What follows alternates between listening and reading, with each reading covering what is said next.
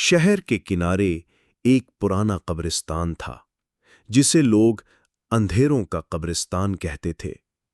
गांव के बुजुर्गों का कहना था कि वहां आधी रात के बाद कब्रें खुलती हैं और मुर्दे अपनी जगह से हिलते हैं।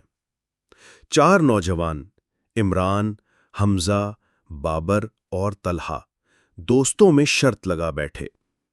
हमजा ने कहा, अगर तुम में से किसी ने आधी रात को उस कब्रिस्तान में जाके 10 मिनट गुजार दिए तो हम मान लेंगे कि तुम बहादुर हो। इमरान ने चैलेंज कबूल किया। रात के 12 बजे वो चारों कब्रिस्तान के बड़े दरवाजे से अंदर दाखिल हुए। चांदनी मध्यम थी, हवा में बदबू और सन्नाटा था। अचानक एक कोने से बेल बजने की आवाज आई, जैसे किसी कब्र के नीचे से कोई घंटी बज रही हो। दोस्तों ने एक दूसरे को देखा। बाबर ने कांपती आवाज में कहा, ये किसकी कब्र है? वो सब उस आवाज के पीछे गए। एक पुरानी कब्र के ऊपर जंग आलूद घंटी लगी थी जो खुद ब खुद बज रही थी। उमरान ने करीब जाकर मट्टी हटाई। अचानक कब्र के अंदर से किसी ने जोर से दस्तक दी। तलहा पीछे हट गया। ये मुमकिन नहीं, दफन को तो बरसों गुजर गए हैं। हमजा ने कहा, हो सकता है कोई जानवर अंदर हो।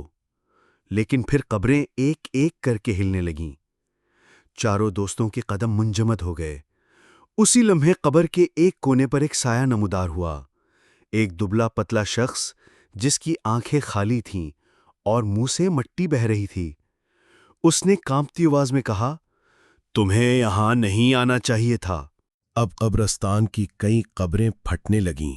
अंदर से सड़े हुए हाथ निकले।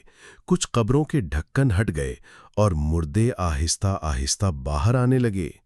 हमजा ने चीख कर कहा, ये सब क्या हो रहा है?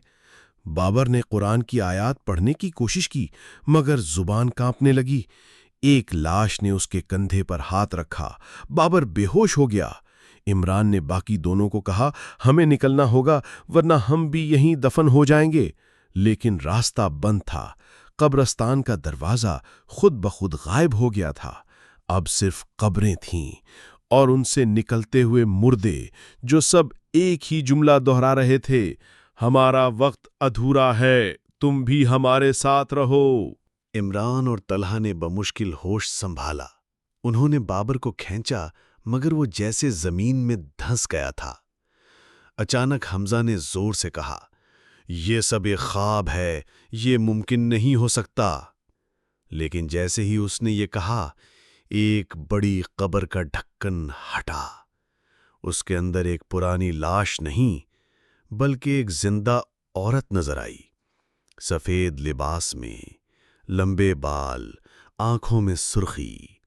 वो धीमी आवाज में बोली, ये कब्रिस्तान सिर्फ मुर्दों का नहीं, ये जिन्नात की पनाहगाह भी है। तुमने दरवाजा खोल दिया है, अब तुम वापस नहीं जा सकते।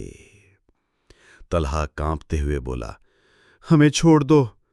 औरत हंसी और कहा, हाँ, एक को हम ले जाएंगे, बाकी आजाद हो जाएंगे।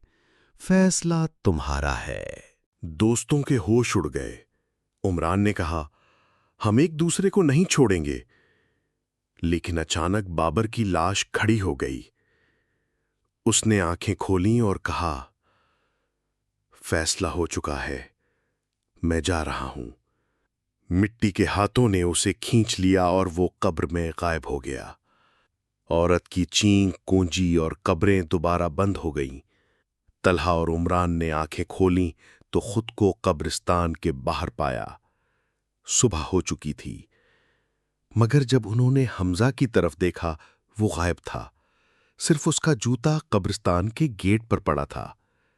लोग कहते हैं, आज भी आधी रात को इस कब्रिस्तान में घंटी बजती है, और अगर कोई सुनने जाए तो एक नई कब्र वहां उसके नाम के साथ बन जाती है।